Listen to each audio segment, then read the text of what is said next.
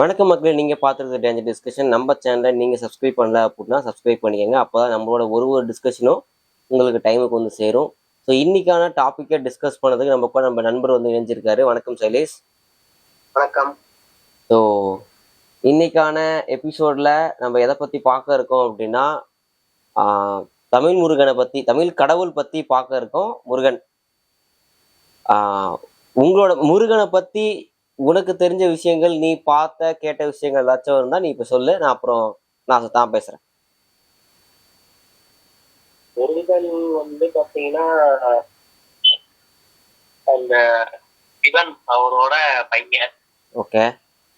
அவர் வந்து சிவன் மேல ஏதோ கோவப்பட்டுட்டு வீட்டை விட்டு வெளியே வந்துட்டாரு.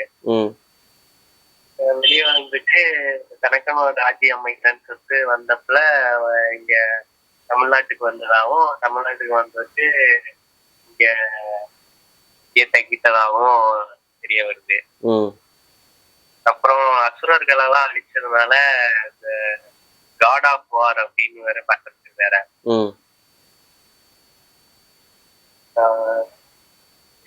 எனக்கு தெரியும். ஓகே. ஸோ முருகன் வந்து சிவபெருமானுக்கு பையன் அப்படின்னும், அசுரர்கள் வந்து பூமியில வந்து அட்டகாசம் அதிகமா பண்றாங்க அப்படின்றதுனால முருகன் வந்து அசுரர்களை கொல்றாரு. இந்த தேவர்களை பாதுகாக்கிறதுக்காக தேவர்களோட படைத்தளபதியா முருகன் அப்பாயிண்ட் ஆகி அங்க தளபதியா இருந்து அசுரர்களை அழிச்சு வந்து காட் ஆஃப் வார் அப்படின்ற மாதிரி ஒரு பட்டம் வந்து அவருக்கு வருது. அதை ஜெயிச்சதுக்கு இந்திரனோட பொண்ணு, அதாவது தெய்வானைய வந்து இந்திரனோட பொண்ணு, அவங்கள வந்து பரிசா கல்யாணம் பண்ணி வச்சிடறாங்க முருகனுக்கு. போரை ஜெயிச்சதுனால முருகனுக்கு தெய்வானைய கல்யாணம் பண்ணி வச்சிடறாங்க இந்திரன். ஸோ இது வந்து புராண கதை, முருகனை பத்தின புராண கதை இது. பட் இது கொஞ்சம் நமக்கு சம்பந்தப்பட்டு வர மாதிரி, ஒரு சாமானிய மக்களோட வாழ்க்கையில சம்பந்தப்பட்டு வர மாதிரி பார்த்தோம் அப்படின்னா, முருகன் வந்து ஒரு அரசன், ஒரு தலை சிறந்த அரசன், ஒரு போர்ல கை தேர்ந்த ஒரு ஆளு, அழகான ஒரு ஆளு. அதாவது முருகு அப்படின்னா அழகுன்னு பொருள். அதாவது தமிழ்ல வல்லினம், மெல்லினம், இடையினம் சொல்லி 3ஆ பிரிப்பாங்க. ஸோ தமிழ் அப்படின்ற எழுத்துக்கும் தா மீ இல் 3 எழுத்துமே வல்லினம், மெல்லினம், இடையினம் அப்படி வந்திருக்கும். முருகுன்ற வார்த்தையும் வல்லினம், மெல்லினம், இடையினம் அந்த 3 கிளாசிபிகேஷன் வந்து ஒரு எழுத்து எடுத்து வர மாதிரி தான் அந்த முருகுன்ற வார்த்தை அமைஞ்சிருக்கும். முருகுன்ற வார்த்தைக்கு அழகுன்னு அர்த்தம் தமிழ்ல.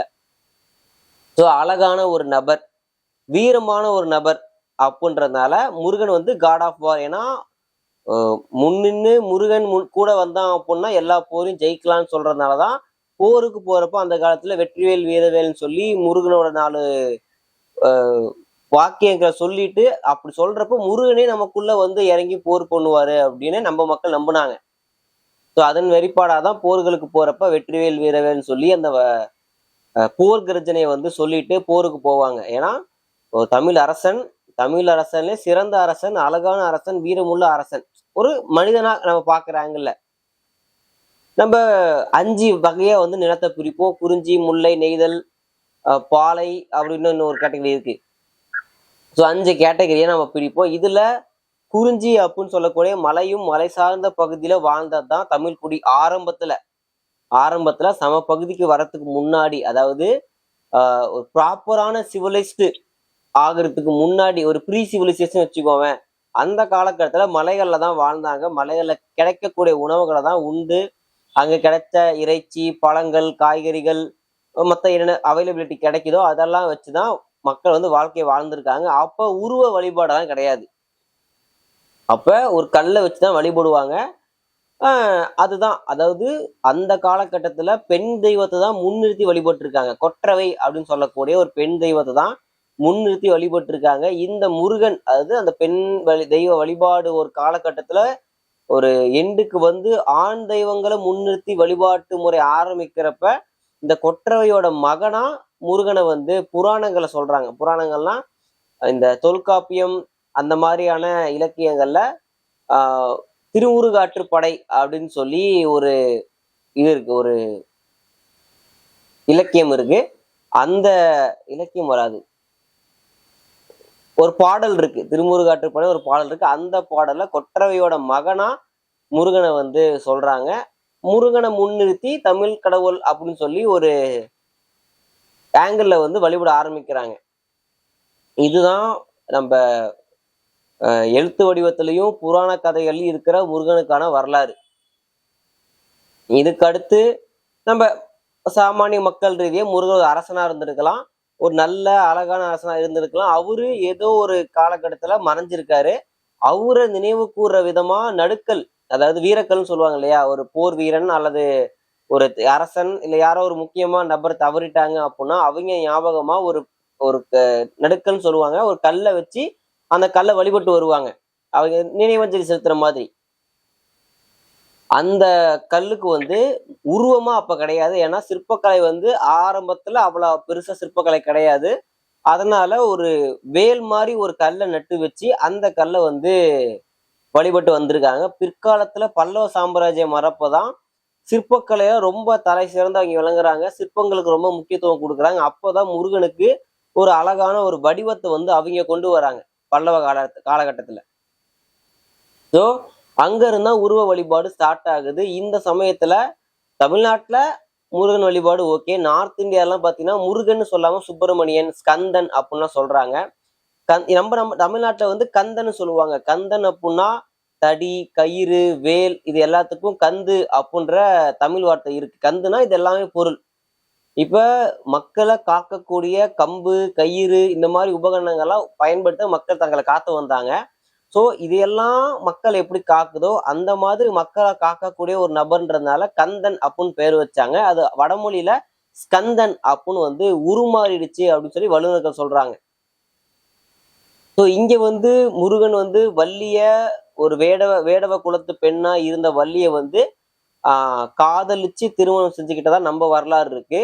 இதே பார்த்தீங்கன்னா அது வள்ளின்ற கேரக்டர் வந்து தமிழ்நாட்டுல வள்ளிமலைன்ற இடத்துல இருந்து தான் முருகன் கல்யாணம் பண்ணாரு அப்படின்னு ஒரு ஐடியாலஜி நம்ம கிட்ட இருக்கு. ஆனா இலங்கையில வந்து பார்த்த அப்படின்னா அவங்க ஊர் பொண்ணா வள்ளி வந்து இலங்கை நாட்டுல இருக்கக்கூடிய ஒரு பொண்ணாவும், மாப்பிள்ளை முருகன் வந்து இங்க இருந்து அங்க போய் வள்ளியை வந்து காதலிச்சு திருமணம் செஞ்சு கொண்டதாகவும் ஒரு வரலாறு இருக்கு அவங்களுக்கு. நார்த் இந்தியால வள்ளின்ற கேரக்டர் கிடையாது, தெய்வானை மட்டும்தான். 3 அசுரர்கள் வந்து முருகன் வதம் பண்றதுனால இந்திரன் வந்து மகனை தெய்வானையை வந்து கட்டி கொடுக்குறாங்க அப்படின்ற மாதிரியான ஆங்கிள் தான் நார்த் இந்தியால வந்து முருகனை வழிபடுறாங்க. தமிழ்நாட்டை தாண்டி அதிகமா மக்கள் வழிபடுறது கேரளால வந்து முருகனை, ஐயப்பனுக்கு அப்புறம் முருகனை வந்து அதிகமா வழிபடுற மக்கள் இருக்காங்க. நார்த் இந்தியால சுப்பிரமணியன், ஸ்கந்தன்ற பேர்ல வந்து முருகனை வழிபடுறாங்க. பட் இந்தியாவை தாண்டி ஜப்பான்ல, சைனால, தாய்லாந்துல இந்த மாதிரி பல ஊர்கள்ல வந்து முருகனை வந்து வழிபடுறது இருக்கு.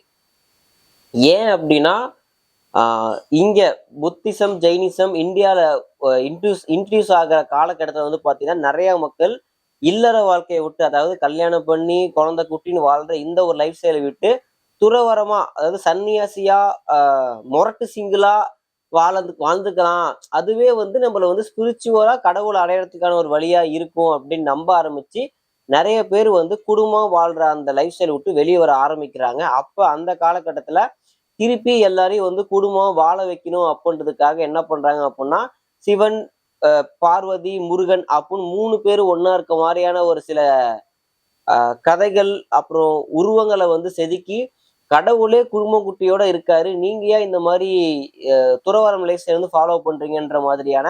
ஏன்னா ஜெயினிசம் புத்திசத்தை ரொம்ப ஃபாஸ்டா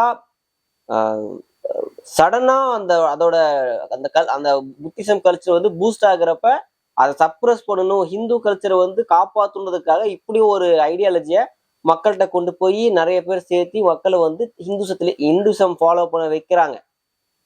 ஒரு காலகட்டத்திலையும் மக்கள் வந்து புது ஐடியாலஜியை ஃபாலோ பண்ண ஸ்டார்ட் பண்றப்ப ஏதோ ஒரு நபர் வந்து இந்த மாதிரியான புதுமைகளை உள்ள கொண்டு வந்து ஹிந்து கல்ச்சரையே திருப்பி ஆழமா நட்டு வைக்கிற ஒரு முறை இருக்கு. இந்த மாதிரி காலகட்டத்துல இங்க இருந்து போற ஒரு பல்லவ சாம்ராஜ்யத்தோட ஒரு இளவரசர், அதாவது போதி தர்மர் அப்படின்னு சொல்லக்கூடிய நபர், அவர் இங்க இருந்து போறப்ப இந்த வாழ்ந்த இடத்தோட கலாச்சாரம், கடவுள் எல்லாத்தையுமே அவர் வந்து தனக்குள்ள வச்சு கொண்டு போறாரு. அங்க போய் இந்த புத்திசம்க்கு கொஞ்சம் ஆல்டர்னேட்டிவா அதாவது புத்தர் வந்து தனக்கு நான் தியானத்துல இருக்க போறதாகவும் தனக்கு பாதுகாப்புக்கு ஒரு ஆள் இருக்கணும் அப்படின்றதுக்காக ஒரு நபரை வந்து பாதுகாப்புக்கு நிக்க வைக்கிறாரு. அந்த நபர் தான் முருகன் அப்படின்னு அங்க சொல்றாங்க. ஏன்னா அங்க வரக்கூடிய தீய சக்திகள் தீய எண்ணங்கள் இருந்து மக்களை காப்பாத்துறதுக்கு ஒரு காப்பாத்துற கடவுளா முருகன் இருக்காரு. முக்கியமான புத்தர் மடங்கள்ல வந்து முருகனுக்கான உருவ வழிபாடுமே அங்க வச்சிருக்காங்க.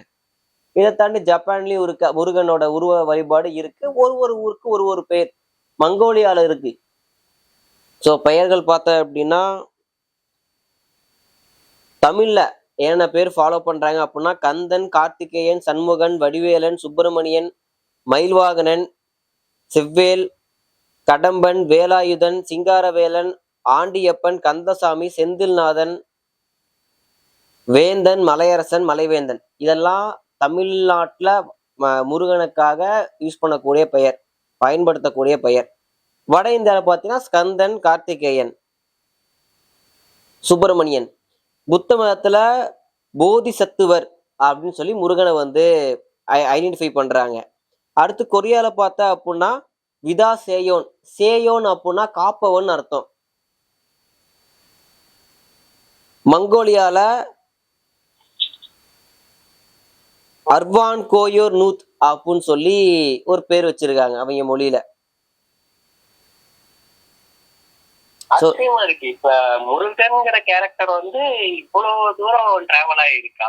அதான் அது ஒரு ஒரு நாட்டுல இருந்தும் மக்கள் புது புது கலாச்சாரத்தை வணிக மூலயமா போய் பாக்குறப்ப அங்க படிக்கிறப்ப அவங்க கல்ச்சரை விட அவங்க கடவுளை விட இந்த மதத்துல இருக்க கடவுள் வந்து லாஜிக்கலா அப்ரோச் பண்ற மாதிரி இருக்கு அப்படின்னு ஃபீல் பண்றப்ப சில இதுக்கு ஃபாலோ. இப்ப இன்னைக்கு பாரு, இந்துவிசம், கிறிஸ்டியானிட்டி, இஸ்லாம் மூணுமே இந்தியால இருக்கு மேஜரா.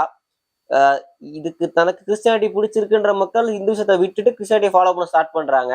கிறிஸ்டியானிட்டியில இருந்தும் இந்து மதத்தை ஃபாலோ பண்ற மக்கள் இந்த பக்கம் வரதும் இருக்கு. ஸோ இன்னைக்கு இது இருக்க மாதிரி அன்னைக்கு அந்த மாதிரி பண்ணியிருக்காங்க. அன்னைக்கு அவங்களோட எந்த ஒரு கடவுளை இணைச்சு பார்க்க முடிஞ்சதோ அந்த கடவுளை ஃபாலோ பண்றது நடந்திருக்கு. ஸோ அந்த மாதிரி இங்க தமிழ் கடவுளா இருக்கக்கூடிய முருகனை கொரியா, ஜப்பான், சைனான்னு பல ஊர்களை வந்து அந்தந்த ஊருக்கு ஏத்த வடிவத்துல மதத்தினர் வந்து மாற்றி அத சில புராணங்க அங்க வந்து புத்தரை பாதுகாக்கிறதுக்காக ஒரு கடவுளா முருகனை வச்சிருக்காங்க. இங்க நம்ம சாதவானிய மனுஷங்களை பாதுகாக்கிற கடவுளா முருகனை வழிபட்டு இருக்கோம். ஸோ கோர் கான்செப்ட் ஒண்ணுதான். அவர் வந்து ஒரு போர் கடவுள், மக்களை பாதுகாக்கிறதுக்கான ஒரு வீரனாவும் அழகனாவும் உருவமைக்கப்பட்டிருக்காரு, பார்க்கப்பட்டிருக்காரு. அது எல்லா இடத்துலயும் ஒரே மாதிரி இருக்கு. ஆனா அந்தந்த ஊருக்கு ஏத்த மாதிரி யாரு எதிர்த்து அவர் போராடினாரு அப்படின்றது மட்டும் மாறுது. எதை வச்சு வந்து முருகர் தான் அது அப்படிங்கிற மாதிரி சொல்றாங்க? இப்ப குறிஞ்சி நிலத்தான் மலையும் மலை சார்ந்த பகுதின்றதுனால இங்கதான் மயில் அவர் அங்க அந்த இடத்துல அவைலபிளாட்ட இருந்த விலங்கு அது வந்து வாகனம் ஆயிடுச்சு. அந்த ஊர்ல மக்கள் பயன்படுத்தின ஆயுதமே அவரோட ஆயுதமா மாறிடுச்சு. ஸோ அந்த லோக்கல்ல வாழ்ந்த ஒரு அரசன் அப்படின்றத வச்சு ஃபாலோ பண்றாங்க. புதுசா நீ வந்து மித்தாலஜிக்கலா பார்த்தீங்கன்னா அது ஒரு புது கேரக்டரா பார்க்கலாம், மக்கள்கிட்ட திணிச்சுதான் பார்க்கலாம். பட் தன்னோட ஒரு சமகாலக்கட்டத்துல வாழ்ந்த ஒரு நபரை பிற்காலத்துல முக்கியமான ஒரு நபர்னால மக்கள் ஞாபகம் வச்சு இது தலைமுறையா ரொம்ப காலமா பாஸ் பண்ணி கொண்டு வரப்பட்ட ஒரு நபர். இப்படி பாக்குறப்ப யாரு இதுதான் முருகன் ஐடென்டிஃபை பண்ணான்னு சொல்ல முடியாது. அந்த காலகட்டத்துல வாழ்ந்த ஒரு அழகான ஒரு வீரன் அப்படின்னு வச்சுக்கோவேன். அத மக்கள் நினைவுக்கு வந்து கடத்திக்கிட்டே வராங்க. இன்னைக்கு அப்படி பார்க்கும்போது அந்தந்த ஊர்ல வந்து இந்த மாதிரி சொல்லப்படுற வீரன் இருக்கலாம்ல, அது ஏன் முருகன் தான் அவங்களா இருக்க முடியும்? அதான் சொல்றேனே, இனி எவ்வளவு வந்து மக்கள்கிட்ட வெளிப்பட்டு இருக்காங்க ஒரு விஷயம் இருக்குல்ல. இப்ப இன்னைக்கு விஜய் எல்லாருக்கும் தெரியும், அதுக்குன்னு எல்லா ஆக்டரையும் வேர்ல்டு வைடா தெரிஞ்சுக்கணும் அவசியம் கிடையாது. அப்ப யாரு விஜய் வேர்ல்டு வைடு கொண்டு போனா அவரை யாரு நம்புறாங்களோ, அவரை யாரு பிடிச்சிருக்குன்னு நினைக்கிறாங்களோ அவங்க வந்து அவரை பத்தின விஷயங்களை இல்ல அவருக்கு சம்மந்தப்பட்ட படங்களை உலகம் ஃபுல்லா கொண்டு போறாங்க. அந்த மாதிரி முருகனை ஏற்ற மக்கள் இல்ல முருகனை வழிபட்ட மக்கள் அதை உலகம் ஃபுல்லா டிராவல் பண்ணியிருந்திருக்கலாம். உலகம் ஃபுல்லா அந்த தகவலை கொண்டு போய் சேர்த்திருக்காங்க. பட் எல்லாரும் இப்ப மருது சகோதரர்கள் இருந்தாங்க, மருது சகோதரர்கள் பத்தி தெரியும். பட் வேர்ல்டு வைடா தெரியுமானா தெரியாது. ஏன்னா அவங்க நம்பின மக்கள் அவ்வளவு தூரம் பயணம் எடுக்கிற காலங்கள் அப்ப கிடையாது, அப்ப அமையல. ஏன்னா அது ஒரு ஒரு 2-3 போர்க்களத்துக்குள்ளார நடந்த விஷயம். பட் இது வந்து புராணங்கள் ரீதியா, நம்பிக்கை ரீதியாவும் மறக்க கூடாதுன்றதுக்காக போய் இணைச்சிட்டாங்க. முருகனை வந்து வாழ்ந்த ஒரு நபரை ஒரு மித்தாலஜிக்கல் கேரக்டரா கொண்டு வந்து அது மக்களுக்கு என்னன்னைக்குமே மறக்க கூடாது, மறந்துடக்கூடாதுன்ற மாதிரியான ஒரு வேலை அமைச்சதுனால அது காலம் கடந்தும் நிலைச்சு போய்கிட்டு இருக்கு அப்படியே. ஓகே. இதுதான் வந்து மூதாதையர்களை வந்து சாமியா கும்பிடுறதுதான் இங்க வழக்கம். அந்த வகையில ஒன் ஆஃப் தி மூதாதையர் தான் வந்து முருகன். ஆமா, அது வந்து அந்த மூதாதையர் வந்து ஒரு அரசனாகவும் இருந்திருக்க முடியும், அழகாவும் இருந்திருக்கணும். அதாவது நமக்கு அந்த கதையிலேயே வந்து ஒரு ஒரு சின்ன நிகழ்வுல எனக்குன்னு ஒரு நாடு, எனக்குன்னு ஒரு மக்கள், நான் வாழ போறேன்னு சொல்லிட்டு முருகன் வந்து அந்த தேவர்களுக்கான இடத்த விட்டு வெளியே வந்துடுறாரு. சோ அவர் அந்த மக்களுக்கான அரசனாதான் வாழ போறேன்றத அங்கேயே அந்த அந்த அந்த ஸ்டோரியிலேயே ஒரு டாட் வச்சுட்டு வெளியே வந்துடுறாங்க. அப்ப அதுபடி பாக்குறப்ப ஒரு அரசனை ஏன் இந்த மாதிரி ஒரு சுச்சுவேஷனை கிரியேட் பண்ணி அந்த இடத்துல பிளேஸ் பண்ணிருக்க கூடாது அந்த ஸ்டோரி லைன்ல? இப்ப 23ஆம் புலிகேசி படத்துல வந்த மாதிரிதான் அவர் 100 வருஷத்துக்கு கழிச்சு வரப்போறவனுக்கு இது இந்த தலை இந்த உடம்புக்கு தான் சொந்தம் யாருக்கு தெரிய போகுது? அப்ப இப்படி வாழ்ந்த ஒரு அரசன் இந்த மாதிரி ஒரு கடவுளோட குழந்தையா இருந்து மக்களோட வந்து வாழ்ந்தான் அப்படின்றத அந்த காலகட்டத்துல அவருக்கு அப்புறம் வந்த காலகட்டத்தில் வாழ்ந்த மக்கள் உருவாக்கி இருக்கலாம். ஆனா அரசன்றது உண்மை. அந்த அரசனை நினைவு கூறதுக்காக இப்படி ஒரு ஸ்டோரியின் கூட அந்த அரசனை போய் இணைச்சிருக்கலாம். அதுக்கப்புறம் வழி வழியா வந்த மக்கள் அடுத்தடுத்து எழுதப்பட்ட புராணங்கள்ல முருகனை இப்படி முன்னிறுத்தி ஃபாலோ பண்ணிட்டே வந்திருக்காங்க. ஆக்சுவலி இப்ப இந்த முருகனை பார்க்கும்போது ஒரு பெரிய ஒரு ஆளா இருந்திருக்கணும். ஏன்னா ஒரு சுப்பீரியரான ஒரு குடும்பம் ஒண்ணு இருக்கு. அதுதான் வந்து ஒரு ஒரு பெரிய சக்தி வாய்ந்த குடும்பம். அதுல வந்து டெஸ்ட்ராயரா இருக்காரு ஒருத்தர். அடுத்து வந்து எல்லாரையும் காப்பாற்றக்கூடிய ஒரு தாயா இருக்கிறாங்க இன்னொருத்தருங்க. ஸோ அப்படிப்பட்ட ஒருத்தங்களுக்கு வந்து ஒரு குழந்தையா இருக்கிற மாதிரி காட்டுறாங்க இந்த நபரை. அப்பதான் ஏத்துக்க முடியும். ஜென்ரலா எல்லாரும் நார்மலான ஆட்கள், இவரு மட்டும் தனியா தெரிஞ்சாலும் வித்தியாசமா இருக்கும். என்ன சொல்ல வரன்றத கிறிஸ்பாவும் இருக்கணும், பட் அதே சமயத்துல நம்புற மாதிரியும் இருக்கணும். எல்லா கேரக்டரும் மெர்ஜ் ஆகணும். இந்த அவரை பின்பற்ற நபர்கள்லாம் வந்து எங்க கோச்சிக்க போறாங்களோ அப்படின்னு சொல்லிட்டு ரொம்ப ஒரு மேல இருக்கிற ஒரு இடத்துக்கு கொண்டு போய் வச்சிருக்காங்க இந்த கேரக்டரை. அப்ப அவ்வளவுதான் கதையை உருவாக்குனவங்க. இந்த புராணங்களை எழுதுறவங்களோட அந்த அந்த கான்செப்ட் தான் எப்படி எல்லாம் கனெக்ட் பண்றாங்கன்ற கான்செப்ட் தான் இங்க எல்லாத்தை விட முருகனை விட அந்த முருகனை எப்படி மக்கள்கிட்ட கொண்டு போய் சேர்த்தாங்கன்ற விதம் தான் மேல நிக்குது. இவங்க வந்து ஒரு கட்டத்துல வந்து எப்படி போயிட்டாங்கன்னா வந்து இவன் அந்த டெஸ்ட்ராயரை விட இவரு பவர்ஃபுல்லு, அவருக்கே பாடம் எடுத்தவரு அப்படிங்கிற அளவுக்கு பெருசா கொண்டு போய் காமிச்சிருப்பாங்க. ஆமா, அதாவது எந்த இடத்துல அந்த கேரக்டரை கீழே விடாம காப்பாத்தணுன்றது அவங்களோட ஒரு விருப்பம். நம்ம இப்ப இது கடவுள் அப்படின்ற கான்செப்டை தாண்டி அந்த கடவுளை மக்கள்கிட்ட கொண்டாந்து சேர்த்துன மக்களோட அந்த வெளிப்பாடு எப்படி இருந்திருக்கு, அவங்க எந்த அளவுக்கு அதை இன்ஸ்பயர் ஆகியிருக்காங்கன்றதுதான் முக்கியம். இன்னைக்கு லோக்கின்னு ஒரு கேரக்டர் படம் எடுக்கிறாங்க அப்படின்னா இந்த சீனை வந்து அந்த படத்தோட மெர்ஜ் பண்ணியிருக்காங்க நம்ம பாக்குறோம். பட் இந்த ஒரு ஸ்டோரி லைனை எத்தனை புராணங்களோட இணைச்சி பார்த்தாலும் ஒன்னோட ஒண்ணு இடிச்சுக்கிட்டு இது இருக்குன்னா அது எப்படி இல்லாம போகுன்ற மாதிரியால கொண்டு வராம ப்ராப்பரான ஒரு ஸ்டோரி லைன்ல கொண்டு வந்திருக்காங்க. அதனாலதான் இது மேபி இந்த ஸ்டோரி இந்த மாதிரி ஸ்டோரி எழுதுறதுக்கான நாலேஜை கூட முருகன் அப்படின்ற கேரக்டரே கொடுத்துருக்கலாம். இப்படிலாம் கதை சொல்லலாம், இப்படிலாம் இலக்கியங்கள் எழுதலான்றது கூட அவருக்கு சொல்லி கொடுத்துருக்கலாம். அதனால தமிழ் கடவுளுக்கு முருகன் அப்படின்ற பட்டத்தை அவருக்கு வழங்கியிருக்கலாம். நம்ம படிச்ச வரைக்கும் முதலாம் சங்கத்தை வந்து கடவுள்களே வந்து தமிழ் சங்கத்தை நடத்தினாங்க அப்படின்னும், 2ஆம் சங்கத்தை நடத்துறது வந்து பாண்டியர்கள் குமரி கணத்தை நடத்தினாங்க அப்படின்னு, 3ஆம் தமிழ் சங்கத்தை மதுரையில் நடத்தினாங்க படிச்சிருக்கோம். அப்ப ஏன் அந்த முதலாம் சங்கத்துல இருக்கக்கூடிய மேன்மையான மக்கள் எல்லாம் சேர்ந்துதான் இந்த மாதிரி கரெக்ஷன்ஸ் எல்லாம் இருக்கு, இதெல்லாம் கரெக்ஷன்ஸா இருக்குன்னு ஒருத்தர் டிஸ்கஸ் பண்ணி ஒரு ஸ்டோரி கொண்டு வந்திருக்காங்க. அதை அடுத்தடுத்த சங்கங்கள் மேம்படுத்தி இருக்காங்க. அப்ப ஆனா இந்த கதைகள்லாம் வந்து தமிழ் புராணங்கள்ல பின்னாலதான் வந்திருக்கும்னு நினைக்கிறேன். ஒரு சான்ஸ்கிரிட்ல தானே இந்த கதைகள்லாம் இருக்கிறதா நம்பப்படுது. இல்லையே, நான் சான்ஸ்கிரிட்ல வள்ளின்ற ஒரு கேரக்டரே கிடையாது. இல்ல சான்ஸ்கிரிட்ல முருகனுக்கு தெய்வானை மட்டும்தான் அதான் மனைவி சொல்ல வரேன். அப்படின்றதுதான் இருக்கு. அதாவது நான் சொல்ற கதை வந்து அந்த சுப்பீரியரான ஃபேமிலியில ஒரு நபர் இவரு அப்படிங்கிற அந்த கதை. இது வந்து யாரு எப்ப சொன்னாங்க அந்த மொழியில இருக்குன்றதுனால அந்த மொழியில மட்டும்தான் வந்துச்சுன்னு சொல்ல முடியாது. தமிழ் மொழியில வாய் வழியா இருந்திருக்கலாம், சான்ஸ்கிரிட்ல எழுத்து வடிவத்துல கொண்டு வந்திருக்கலாம். சோ இப்ப பாரேன், இந்திய அரசியலமைப்பு கூட பிரிட்டிஷ் கிட்ட ஒரு மிகப்பெரிய அரசியலமைப்பு இருந்துச்சு. ஆனா அது ரிட்டன் டாக்குமெண்டா கிடையாது. அமெரிக்கா தான் ஃபர்ஸ்ட் ரிட்டன் கான்ஸ்டியூஷனை கொண்டு வந்தாங்க. ஆனா உலகத்துல ஃபர்ஸ்ட் கான்ஸ்டியூஷன் யாருதுன்னு சொல்றோம் அப்படின்னா பிரிட்டிஷ் தான் ஃபர்ஸ்ட் கான்ஸ்டியூஷன். ஆனா அவங்களது ரிட்டன் ஃபார்மேட்ல கிடையாது, ஒரு ப்ராப்பரான ரிட்டன் புக்கு கிடையாது. எல்லாம் அந்தந்த இடத்துக்கு ஏற்ற மாதிரியான சின்ன சின்ன ஒரு சேஞ்சஸ் பண்ணி அந்தந்த இடத்துக்கு வச்சிருந்தாங்க. ஆனா அமெரிக்கன் பீப்புள் தான் ப்ராப்பரான கான்ஸ்டியூஷன் ஒரு புக்கை ரெடி பண்ணி ஃபர்ஸ்ட் லான்ச் பண்ணாங்க.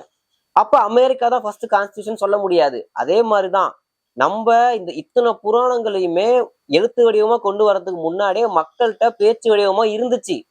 எக்ஸிஸ்டா இருந்த ஒரு விஷயத்த சான்ஸ்கிரிட்ல எழுத்து வடிவத்துல கொண்டு வந்திருக்காங்க. அதனால எழுத்து வடிவத்துல வந்ததுனால சான்ஸ்கிரிட் தான் முதல்ல வந்துச்சு அப்படின்னு சொல்ல முடியாது. முதன்மையானது எதுதான் முக்கியம், முதல்ல வந்தது எதுவும் முக்கியம் கிடையாது.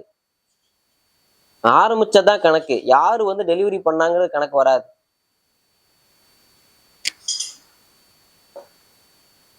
ஹலோ, கண்டிப்பா.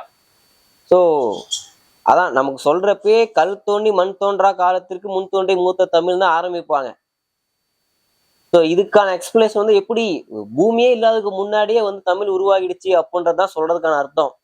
பட் இந்த அளவுக்கு பின்னாடி முதன்மையானதுன்னு சொல்றதுக்கான ஒரு ரெஃபரன்ஸே தவிர கல்லு மண்ணு தோணுறதுக்கு முன்னாடியே தமிழ் தோணுச்சு அர்த்தம் அது வராது. ரொம்ப ப்ரீவியஸா எல்லாத்துக்கும் முன்னாடி தமிழ் மொழி வந்துருச்சுன்றதுக்கான ஒரு ஒரு பெருமையா பாராட்டுற விதம். இல்ல இப்ப வந்து அந்த சங்கத்துல இருந்தவங்க எல்லாம் வந்து இந்த கதைய வடிவமைச்சிருக்கணும் அப்படின்னா அவங்களுக்கு என்ன நீடு இருக்கு? அதான்ப்பா, இந்த கல்ச்சரை வந்து இந்த இந்த ஃபார்மேட்ல மக்கள் வாழ்ந்தாதான் அந்த லெவலுக்கான மெச்சூரிட்டி அடைவாங்கன்றதுனால மக்களுக்கான வழியை இது வழிகாட்டணும். அதே சமயத்துல வந்து மிஸ் அண்டர்ஸ்டாண்ட் ஆகிடக்கூடாது. போற போக்குல புது புது கல்ச்சர் வரும், அதுல வந்து மாறி மறந்து போயிடக்கூடாது. இந்த இதெல்லாம் மனசுல வச்சுதான் இந்த மாதிரி ஒரு ரஃப் டிராஃப்ட் கொண்டு வந்து அதை ஃபேர் டிராஃப்டா மாத்தி மக்கள் மத்தியில வந்து பரப்பியிருக்காங்க. ஓகே, கோர் கான்செப்ட் வந்து குடும்பம் குட்டியா சந்தோஷமா வாழுங்க, அவ்வளவுதான். இப்ப இதுக்கு ஒரு ரெஃபரன்ஸ் பார்த்தோம் அப்படின்னா, இப்ப வந்து ஆதிசங்கர் வந்து புத்திசம் ஜெயினிசம்லாம் நிறைய வந்து இந்தியாக்குள்ள ஊடுருவி மக்களோட மனநிலை வழிபாட்டு முறையே மாத்துது, நம்மளோட வழிபாட்டு முறையே சப்ரஸ் பண்றாங்கன்ற ஒரு மனநிலை வரப்ப இந்து சொத்துக்குள்ளேயே ஒரு 6 விதமான மதத்தை பிரிக்கிறாரு. விநாயகரை வழிபடுற ஒரு குரூப் ஆஃப் பீப்புள், சிவனை வழிபடுற ஒரு குரூப் ஆஃப் பீப்புள், வைணவம் சைவம் அப்படின்னு சொல்லி உள்ள ஒரு 6 குரூப்பை பிரிக்கிறார். அந்த குரூப்ல முருகனை வழிபடுறதுக்குன்னு ஒரு தனி மதம் இருக்கிற மாதிரி அவர் பிரிப்பாரு.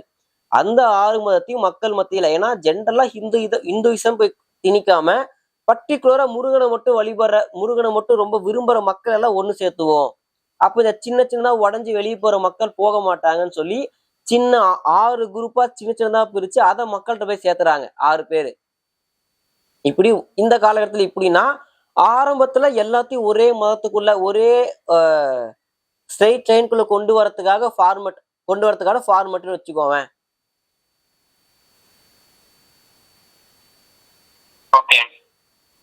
அதுதான் அங்க ஆரம்பிச்சதுதான் தமிழ் மொழி. அதற்காக ஒர்க் பண்ண பீப்புள்ல ஒரு அரசனாகவும் சிறந்த போர் வீரனாகவும் மக்களை இன்னல்கள்ல இருந்து காப்பாற்ற ஒரு நபராகவும் இருந்த ஒரு நபரை அழகா இருந்ததுனால முருகு அப்படின்னு பேர் வச்சு, அந்த இன்னுன்றது ஒரு ஆளை குறிக்கும். அப்போ முருகன் அப்படின்னு பேர் வச்சு அதை மக்கள் காலங்காலமா அதை கடத்தி கொண்டு வந்திருக்காங்க. ஸோ இன்னைக்கு முருகன் வச்சு அரசியல் பண்றாங்க அப்படின்னா வந்து அது பவரை தக்க வச்சுக்கணும்னு நினைக்கக்கூடிய சில நபர்கள் பண்ற ஒரு சிக்கலான ஒரு விளையாட்டு. நம்ம முருகன் அதுக்கும் அப்பாற்பட்டு, ஏன்னா ஒரு தமிழ் கல்ச்சரை மட்டும் தாண்டி உலகத்துல பல நாடுகள்ல இருக்கக்கூடிய ஒரு நபரோட பிரசன்ஸை வந்து நம்ம தமிழுக்கு மட்டும்தான் சொந்தம் அப்படின்னு கொண்டாட முடியாது. ஏன்னா எந்த இடத்துலயும் முருகன் நான் வந்து தமிழுக்கு மட்டும்தான் சொந்தம்னு சொல்றது இல்ல.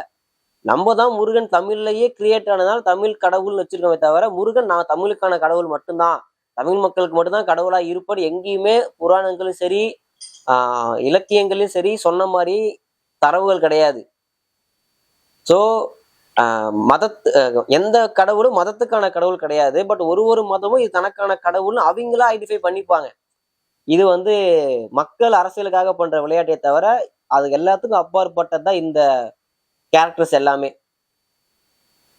ஓகே, நம்ம இப்படி வச்சுக்கிட்டோம்னா தமிழ் தான் ஃபர்ஸ்ட் தோன்றுச்சு, அதுக்கப்புறம் தான் மற்ற மொழிகள்லாம் அப்படிங்கும்போது இந்த மக்கள்லாம் ஒன்னா கூடி வாழ்ந்திருந்தப்ப இந்த பிராக்டிஸ் இருந்திருக்கும்.